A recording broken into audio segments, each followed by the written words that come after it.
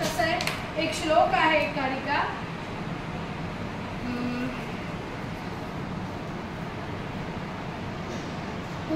पूर्वी कवीनां गणना प्रसंगे, कवींची गणना होती, बोटावर मोजायचं होतं की किती कवी मोठे आहेत. पुरा कवीनां गणना प्रसंगे कनिष्ठिकाधिष्ठित कालिदासः. आपण कसं मोजतो 1 2 3 4, बरोबर आहे. ही कनिष्ठिका, ही आता हा अंगुष्ठ म्हणजे अंगठा, तर्जनी, मध्यमा, अनामिका आणि कनिष्ठिका, 5 बोट आहेत. अंगुष्ठ, तर्जनी, मध्यमा, अनामिका आणि कनिष्ठिका. पुरा कवीना गणना प्रसंगे, पूर्वी एकदा कवींची गणना होऊ लागली त्यावेळी कनिष्ठिकाधिष्ठित कालिदास, कनिष्ठिकेच्या ठिकाणी कालिदासाला धरलं, ठेवलं. म्हणजे बोटावर मोजताना पहिलं नाव कुणाचं आलं? कालिदासाचं आलं. अद्यापि आज सुद्धा तत्तुल्य कवे हे अभावात, त्याच्या बाजूला कुणाला बसवावं, कुणाचं नाव घ्यावं बरं, त्याच्यासारखा दुसरा कवी न मिळाल्यामुळे या बोटाला जे अनामिका नाव नसलेलं, अनामिका म्हणजे काय, ज्याला काही नावच नाहीये, सार्थवती बभुव, हे अनामिका जे बोट आहे नावाचं ते सार्थ झालंय अनामिका.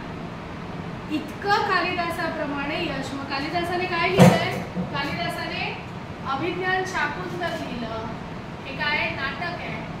त्यानंतर विक्रमोर्वशीय लिहिलं, हे पण नाटक आहे. त्यानंतर काय लिहिलं? मालविकाग्निमित्र लिहिलं, हे पण नाटक आहे. त्यानंतर मेघदूतासारखं खंडकाव्य लिहिलं, हे खंडकाव्य आहे. रघुवंश हे महाकाव्य लिहिलं, हे काय महाकाव्य. कुमारसंभव हे पण महाकाव्य आहे. आणि ऋतुसंहार हे काय लिहिलं?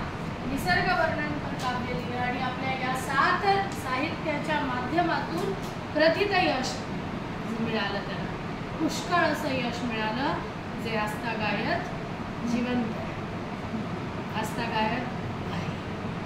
असं कालिदासाप्रमाणे यश मिळावं म्हणून काही कवी काय करतात? काव्य करतात. कशाप्रमाणे यश मिळावं? कालिदासादीनामिव यशः, कालिदासाप्रमाणे यश मिळावं. कालिदासाला मग असंच यश मिळालं का? त्याने लिहिलं आणि सगळ्या लोकांना ते आवडायला लागलं, असं मिळालं का? नाही.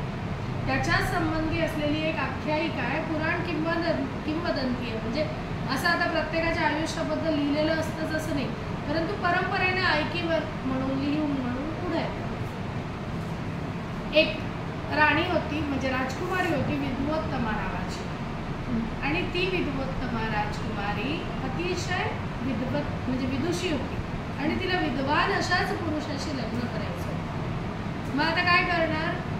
तिने प्रत्येकाची परीक्षा घेतली आणि रिजेक्ट केलं अनेकांना. तो मंत्री कंटाळून गेला होता.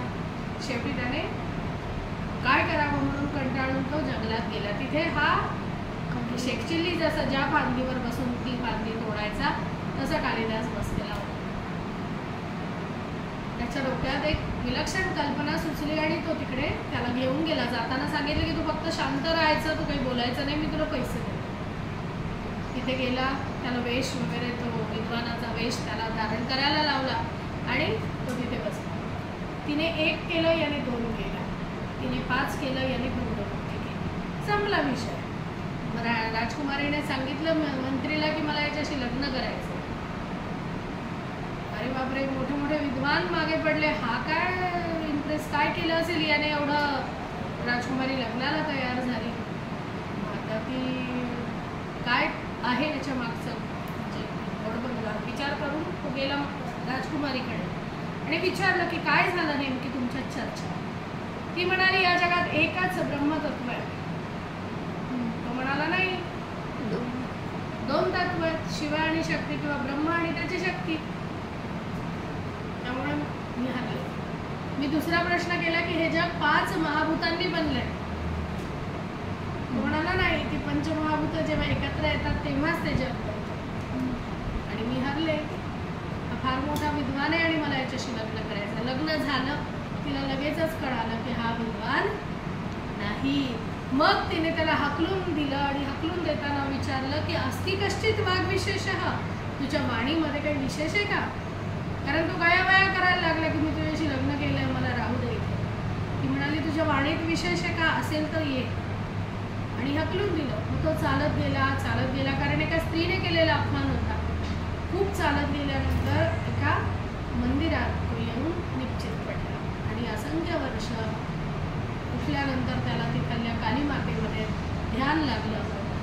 तपश्चर्या केल्यानंतर सरस्वतीने काली मातेला त्याच्या डोक्यावर हात ठेवला. ती प्रसन्न झाली आणि तेव्हापासून काली पुत्र कालिदास असं झालं. आणि सरस्वतीने जणू त्याच्या जिभेवर लिहिलं. ती त्याच्या जिभेवर वास करू लागली. आणि मग जे बायको म्हटली होती त्याची, अस्ति कश्चित वाक्, आहे का तुझ्या वाणीत विशेष, तर त्यांनी त्याच्यापासून 3 साहित्याची निर्मिती केली. अस्तिपासून अस्तुत्तरस्य निषदेवतात्मा हिमालयो नाम नगाधिराजः पूर्वा परौतो यदुती बगाय स्थितपृथिव्या हिमपात. याप्रमाणे कुमारसंभवाची निर्मिती केली. कश्चित कांता विरह गुरुणा स्वाधिकारात प्रमत्तः, हे कुणाची? मेघदूताची रचना केली. वाग अर्था विमसंपृक्तौ नुषचली, आणि मग तिला येऊन ऐकवलं. म्हणजे या पद्धतीचं सहज यश कुणालाच मिळत नसतं. परंतु कालिदास म्हणजे जर प्रमाण म्हणून मापक म्हणून जर कालिदासाकडे बघितलं तर कालिदास हा सर्वसंपन्न कवी आहे. त्याच्या साहित्यात ज्योतिष आहे, त्याच्या साहित्यात काव्य साहित्य आहे, आनंद आहे, त्याच्या साहित्यामध्ये गणित आहे, त्याच्या साहित्यात विज्ञान आहे, त्याच्या साहित्यात काव्यशास्त्राची सगळी तत्व आहेत, सौंदर्य आहे, अलंकार आहे, शृंगार आहे, वीररस आहे, करुणा आहे. सगळ्या गोष्टींनी भरमसाठ भरून टाकलेलं काव्य त्याचं साहित्य दिसून येतं. अतिशय विद्वत प्रचूर, तितकंच आनंददायी, तितकंच सहज सोपं सुद्धा साहित्य आहे. मनाला रसिकाच्या भावणारं साहित्य आहे आणि म्हणून ते साहित्य यशस्वी झालं, रसिकाच्या अंतःपटलापर्यंत पोहोचलं. आणि असं म्हटलं जातं की आज सूर्यचंद्रवत, सूर्य आणि चंद्र जितके दिवस या पृथ्वीतलाच्या आसपास राहतील तितके हजारो वर्ष कालिदास आणि त्याचं साहित्य काय असेल? जिवंत राहील. म्हणून कोणताही कवी समोर काय लक्ष ठेवतो की जर मला यश हवं असेल तर ते यश कुणासारखं पाहिजे? कालिदासाला जसं त्याच्या काव्य साहित्यामुळे यश मिळालं, अगदी तसंच यश मला हवं आहे. हा एक प्रयोजनाचा भाग ठेवून काही कवी काव्य करतात. काव्यम यशसे